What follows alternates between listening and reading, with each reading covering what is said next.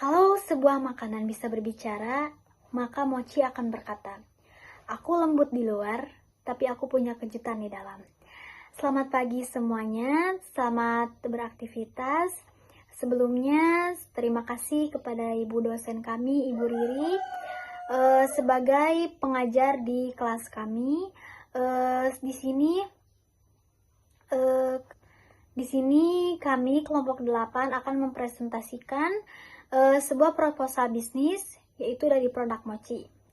Nah, bayangkan jika sebuah gigitan kecil mengembalikan mood, menyembuhkan patah hati seseorang, bahkan lupa diet. Itulah mochi produk kami. Bukan sekedar cemilan, tetapi pengalaman rasa yang bisa menghubungkan budaya Jepang dan selera lokal di Indonesia. Di sini kami tidak menghadirkan mochi biasa, tetapi kami menambahkan beberapa isian, yang dimana isian-isian ini akan bisa membuat konsumen semua bisa merasakan perpaduan antara kekenyalan budaya Jepang, yaitu dari makanan khasnya, yaitu mochi, dengan perpaduan rasa modern yang ada di sekeliling kita. Baik, di sini saya Asri Putri Utami izin memperkenalkan diri sebagai perwakilan ataupun moderator pada presentasi kali ini. Assalamualaikum warahmatullahi wabarakatuh. Baik, sebelumnya di sini saya akan menjelaskan pada kelompok 8 itu ada beberapa anggota dan juga ketua, di mana ketuanya ada Fandu Ilham, lalu anggotanya ada saya, Sri Putri Utami, lalu ada Devi Nur Afianti, lalu ada Fatima Al-Maulidia, dan juga ada Fadlu, di mana kami akan mulai presentasi. Pada bagian yang pertama akan dijelaskan oleh saudara Devi. Baik, bismillahirrahmanirrahim. Assalamualaikum warahmatullahi wabarakatuh. Mohon izin memperkenalkan diri, saya Devi Nurapianti. Di sini saya akan menjelaskan mengenai bab 1 pendahuluan terkait latar belakang dan rumusan masalah dari produk mochi. Nah, apa sih mochi itu? Mochi adalah makanan tradisional Jepang yang kaya akan sejarah dan budaya, yang telah bertransformasi menjadi cemilan yang populer di seluruh dunia. Nah, dengan tekstur yang kenyal dan elastis, mochi menawarkan pengalaman rasa yang unik dan menyenangkan. Variasi rasa yang beragam, mulai dari tradisional sampai modern. Ini juga memungkinkan konsumen untuk menikmati mochi dalam berbagai cara. Nah, di sini masuk ke rumusan masalah. Yang pertama, apa faktor yang mempengaruhi minat konsumen terhadap produk mochi di pasar lokal? Yang kedua, bagaimana cara meningkatkan kesadaran merek mochi di kalangan konsumen muda? Yang ketiga, apa tantangan yang dihadapi dalam memproduksi mochi dengan variasi rasa yang inovatif? Nah, yang keempat, sejauh mana preferensi konsumen terhadap mochi yang sehat dan rendah kalori? Mungkin hanya itu yang bisa saya jelaskan. Akan dilanjut oleh Asri terkait bab 2. Terima kasih. Baik, terima kasih kepada saudara Devi yang telah membantu menjelaskan bab 1, dan di sini untuk bab 2-nya dilanjut oleh saya sendiri. Nah, di bab 2 ini terdapat ada gambaran umum, gambaran usaha umum untuk produk mochi sendiri. Nah, di sini saya akan menjelaskan tentang deskripsi usaha pada produk mochi. Yang pertama, di sini mochi itu sebenarnya apa sih?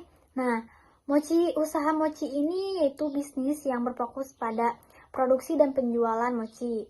Yaitu mochi itu merupakan kue tradisional yang dimana terbuat dari ketan yang berasal dari negara Jepang. Nah, terbuat dari ketan ini lalu diisi oleh varian macam-macam isian, di mana untuk mochi pada umumnya yang dari Jepang itu terdapat isian kacang. Tetapi untuk zaman sekarang mochi itu telah terupgrade atau bervariasi, sehingga mochi ini bisa divariasi dengan isian seperti kacang merah, coklat, buah-buahan, es krim, atau bahkan isian yang lebih modern seperti keju, matcha, dan juga red velvet. Nah, selain mochi tradisional, usaha ini juga dapat menawarkan mochi kekinian dan inovasi rasa yang menarik dan tampilan yang estetik. Lalu keunggulan mochi kami sendiri adalah kami menyajikan beberapa rasa yang tersedia yang masih asing dan berbeda dengan penjual mochi lainnya. Dengan tampilan yang unik, di mana di situ kami memberikan topping di atasnya dan juga pembuatannya sangat terjaga kehigienisannya dan menambah nilai penyajian pada produk mochi kami. Lalu di sini saya akan menjelaskan analisis pasar pada produk mochi. Nah, untuk analisis pasar ini yang digunakan untuk usaha mochi ini yaitu kita bisa melihat segmen pasar mulai dari manapun, bisa dari anak-anak hingga dewasa. Kenapa bisa dari anak-anak hingga dewasa? Dikarenakan mochi ini merupakan makanan penutup yang secara dilihat tuh udah sangat enak gitu. Soalnya bahannya tuh dari tepung ketan yang ketika digigit itu kenyal sekali. Nah, lalu mochi juga untuk kekinian itu bisa menambah keestetikan suatu produk atau foto yang bisa diunggah ke Instagram atau dalam arti Instagramable. Nah, penjualannya itu bisa dilakukan secara offline, yaitu bisa dijual di toko-toko ataupun merchandise yang ada di suatu event ataupun aktivitas biasa. Nah, untuk penjualan online-nya juga, mochi ini dilakukan via by WA, via by aplikasi sosmed, ataupun via aplikasi seperti GoFood, GrabFood, maupun ShopeeFood. Nah, mengapa sih mochi ini digemari oleh terutama banyaknya pelajar? Dikarenakan para pelajar tuh ingin mencoba sesuatu yang baru dan penasaran, maka dengan minatnya tinggi terhadap cemilan praktis dan juga inovatif. Nah, di sini saya akan menjelaskan inovasi produk pada mochi ini. Yang pertama, pengembangan varian rasa. Nah, pengembangan varian rasa ini berbeda dari mochi-mochi yang sebelumnya. Dikarenakan mochi ini telah terupgrade, maka ditambahkannya topping dan juga suatu topping yang baru sehingga menambah daya tarik sebuah konsumen ataupun pelanggan. Lalu yang kedua, penyajian mochi dalam bentuk yang menarik. Seperti mochi ada isian es krim atau mochi sekarang tuh isiannya cake dan sebagainya. Dan juga berbentuk karakter lucu yang bisa menambah ketertarikan seorang konsumen terhadap produk tersebut. Lalu di sini saya akan menjelaskan target pasar. Nah, di sini target pasar itu terbagi menjadi 3. Yang pertama ada demografi. Nah, untuk demografi ini, mochi itu digemari oleh yang pertama anak-anak. Kenapa anak-anak? Karena mochi ini merupakan produk yang manis dan juga menarik. Lalu yang kedua ada remaja dan mahasiswa. Nah, seperti saya, remaja yang FOMO. Kenapa? Karena kelompok ini sangat terbuka terhadap makanan baru dan unik gitu. Serta bisa diposting di media sosial manapun. Cemilan ini cenderung Instagramable lah ya. Lalu ada dewasa dan juga muda. Nah, mochi ini juga camilan yang praktis dan sehat serta tertarik pada varian rasa yang inovatif. Lalu target pasar ini ditargetkan pada ekonomi menengah ke atas dan menengah ke bawah menjadi target untuk pemasarannya karena kami menjual harga mochi ini hanya 5.000 per pieces dan telah diisi oleh isian yang bermacam-macam dan juga ukurannya besar. Lalu di sini saya akan menjelaskan yang kedua, fisiografi. Nah, di sini ada beberapa. Yang pertama ada gaya hidup. Menurut gaya hidup ini dikarenakan camilan ini terbuat dari bahan alami seperti tepung ketan dan juga minim gula karena isiannya yang bermacam-macam. Lalu ada individu, di mana individu ini sedang mencoba berbagai jenis makanan dan mencari pengalaman kuliner baru. Yang kedua ada minat. Nah, di mana minat ini konsumen menyukai makanan yang ke Jepang-Jepangan seperti mochi ini. Nah, karena Jepang ini merupakan makanan khasnya adalah mochi, maka orang-orang yang menyukai Jepang pasti akan mencoba mochi ini. Lalu yang kedua, mereka aktif dalam platform seperti ada Instagram, TikTok, dan juga mencari makanan unik yang akan dibagikan. Lalu yang ketiga ada geografi.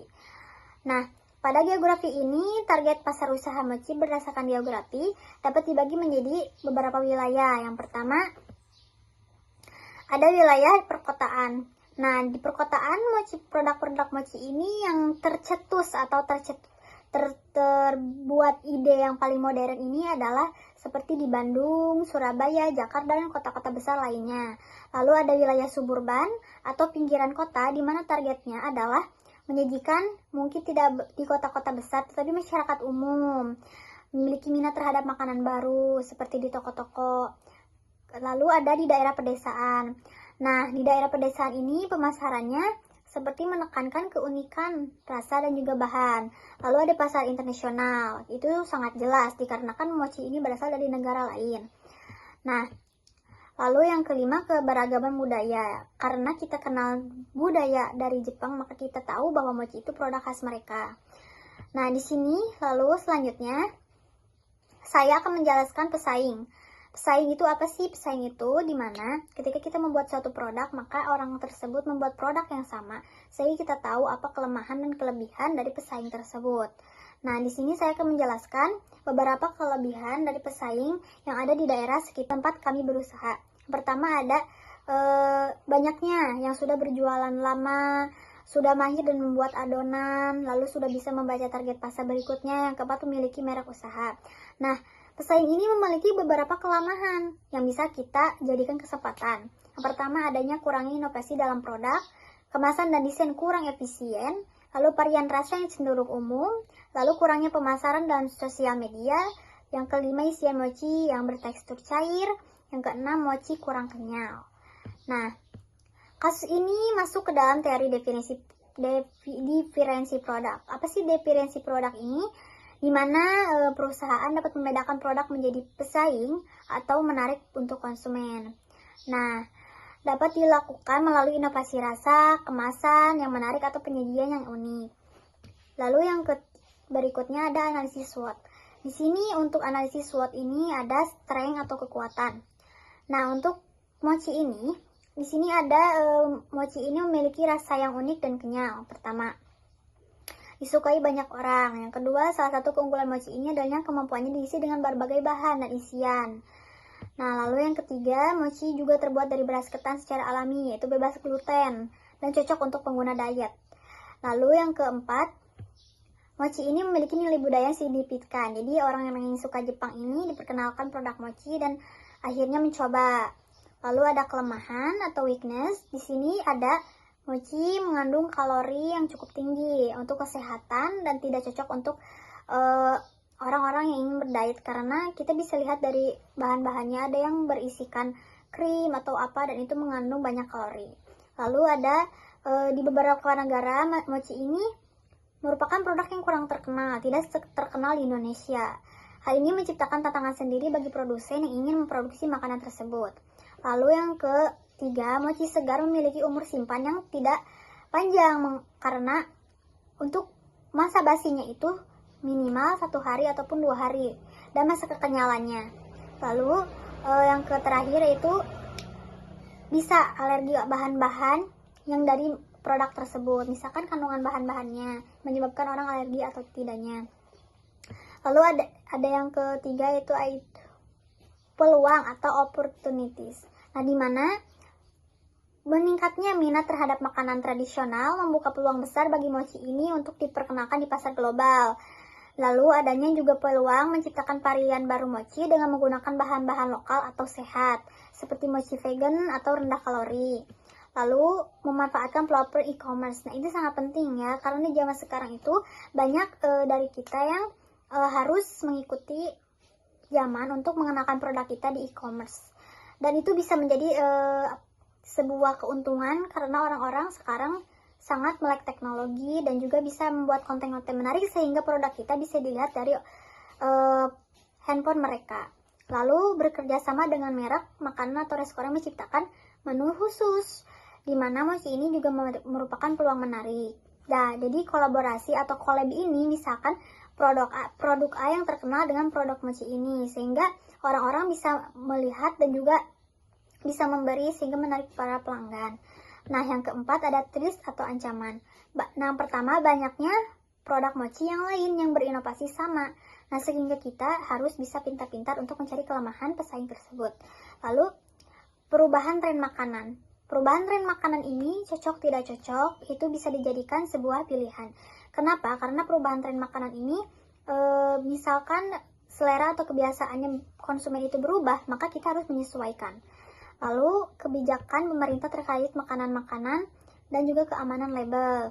Nah, yang terakhir, dalam situasi ekonomi yang sulit ini, konsumen mengurangi pengeluaran untuk non-esensial, misalkan lebih berhemat ataupun yang lainnya. Lalu di sini saya akan menjelaskan BMC. Apa itu BMC? Nah, BMC ini merupakan bisnis model kanvas produk mochi. Nah, di sini ada 9 elemen. Yang pertama ada customer segments, di mana segmen pelanggan. Nah, segmen pelanggan ini menyasar kelompok konsumen yang berbeda seperti pecinta makanan tradisional, konsumen yang peduli kesehatan, dan penggemar makanan internasional. Lalu yang kedua ada value proposition atau proporsi nilai. Nah, di mana menawarkan mochi sebagai makanan yang unik dengan variasi rasa yang menarik dan menggunakan bahan berkualitas tinggi, seperti pilihan sehat seperti mochi vegan. Lalu ada channels, yaitu saluran di mana mendistribusikan mochi melalui berbagai saluran seperti toko fisik ataupun toko online ataupun platform e-commerce. Nah, yang keempat, customer relationship atau hubungan pelanggan. Nah, untuk hubungan pelanggan ini, hubungan yang baik untuk pelanggan di mana melalui layanan pelanggan yang responsif, penawaran khusus, dan interaksi di media sosial. Lalu yang kelima di sini ada revenue streams atau aliran pendapatan. Untuk aliran pendapatan ini di mana menghasilkan pendapatan dari penjual mochi secara langsung, kolaborasi dengan restoran, dan kemungkinan penjualan produk baru. Lalu ada key resource atau sumber daya utama, di mana mencakup bahan baku berkualitas, fasilitas produksi, serta tim yang terampil dalam produksi dan pemasaran. Yang ketujuh ada key activities atau aktivitas utama, di mana produk mochi ini meliputi pemasaran, pengembangan produk baru, dan pengelolaan saluran distribusi. Lalu yang kedelapan ada key partnerships, di mana berkolaborasi dengan pemasok bahan baku, platform e-commerce, dan restoran untuk memperluas jangkauan pasar. Lalu yang terakhir ada cost structure, di mana struktur biaya. Cost structure ini menggambarkan biaya yang dikeluarkan untuk prediksi, produksi, pemasaran, juga distribusi dan pengelolaan sumber daya. Sekian dari bab 2 dari saya. Saya lanjutkan ke teman saya selanjutnya, Pandu. Terima kasih banyak. Assalamualaikum warahmatullahi wabarakatuh. Perkenalkan, nama saya Pandu Ilham Khomeini dari kelompok 8. Izinkan saya untuk melanjutkan materi mengenai produksi mochi. Pertama, bab 3, aspek produksi dan operasional. Untuk proses produksinya sendiri, kami mulai dengan mempersiapkan bahan, kemudian pembuatan adonan mochi, lalu pembuatan isiannya. Isiannya sendiri kami menggunakan cream cheese, kemudian Oreo, kemudian Oreo velvet, serta perasa buah. Kemudian setelah membuat isiannya, kita lakukan pendinginan agar nantinya mudah untuk diisi ke si adonan mochinya. Setelah itu kita melakukan pembentukan serta pengisian mochi pada ke adonannya. Lalu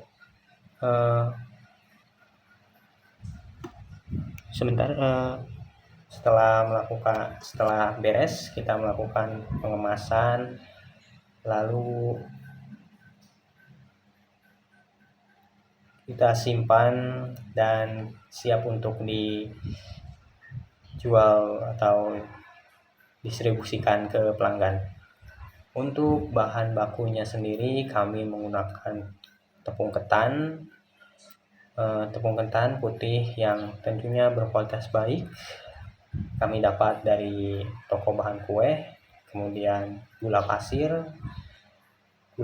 kristal, kemudian air putih yang tentunya aman untuk dikonsumsi, kemudian ada minyak sayur, tepung maizena, serta susu bubuk untuk menambah rasa. Untuk isiannya sendiri kami menggunakan seperti yang disebutkan tadi, ada biskuit Oreo, kemudian biskuit Oreo varian red velvet, kemudian cream cheese, serta perisa buah.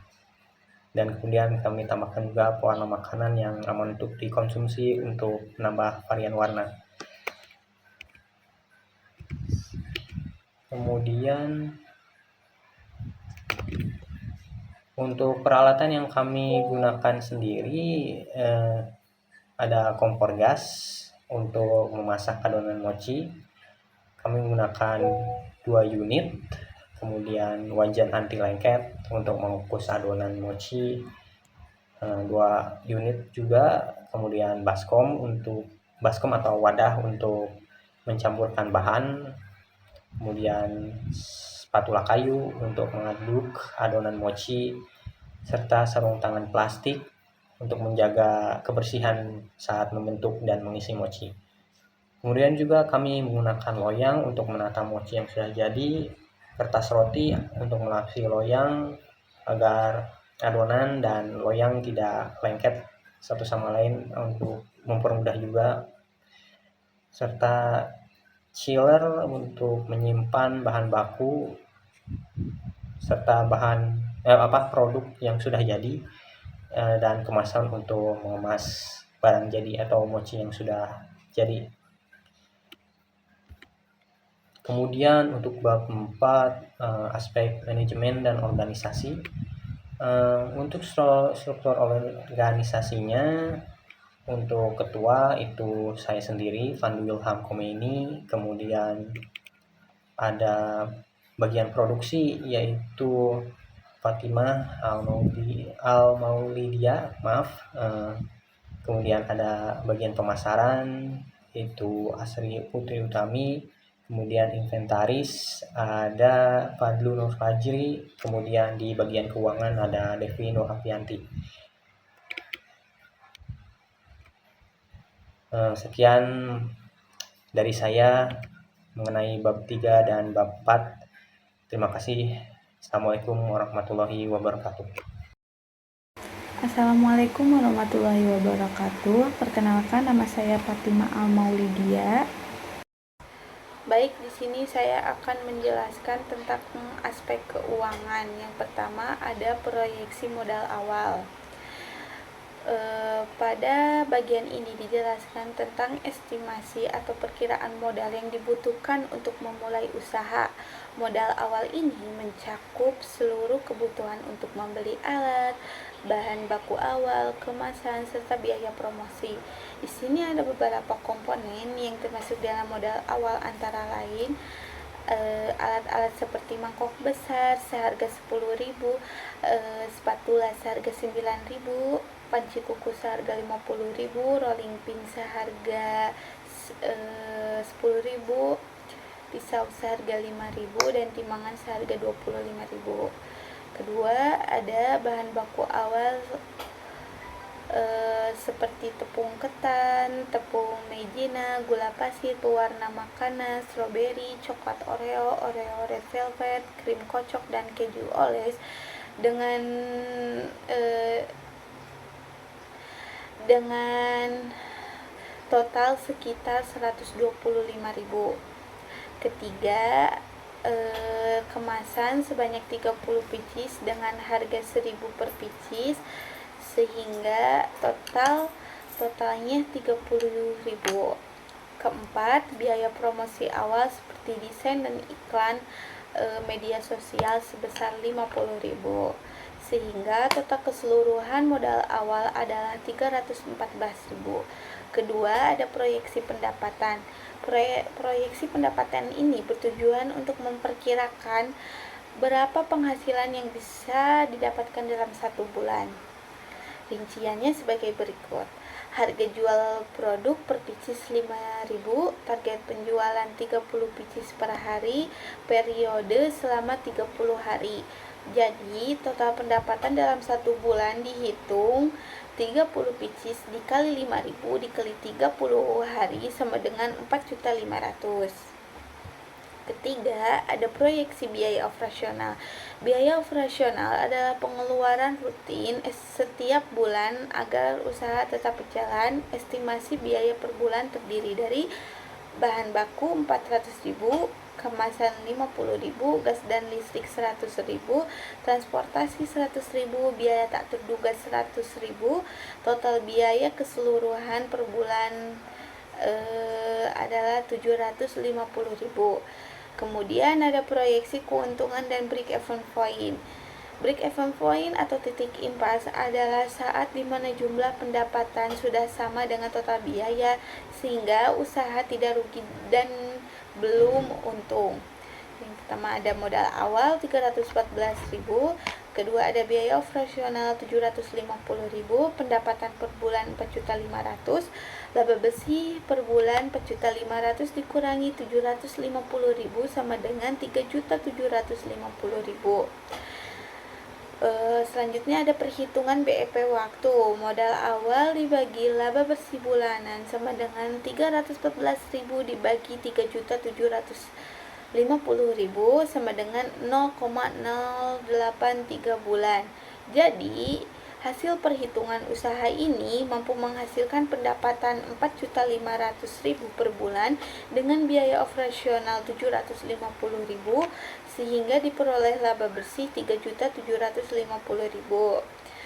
Dengan modal awal 314.000, usaha ini dapat balik modal dalam waktu kurang dari 1 bulan, tepatnya sekitar 3 hari.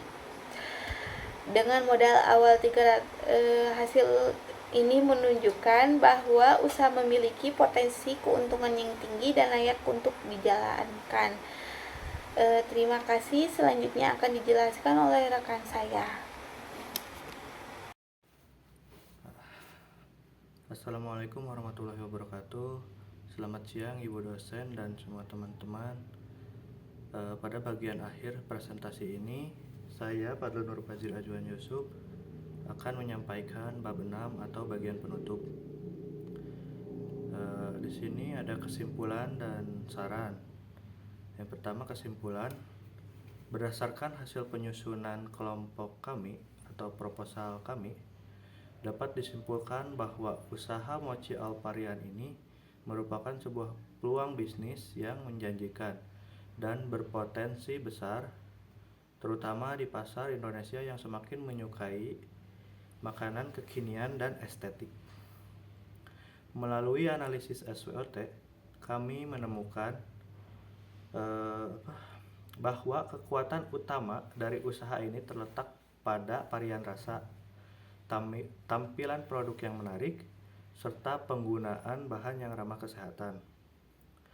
Selain itu, dari segi keuangan, proyeksi keuntungan cukup tinggi dan break even point atau BEP dapat dicapai dalam waktu yang cepat. Selanjutnya, saran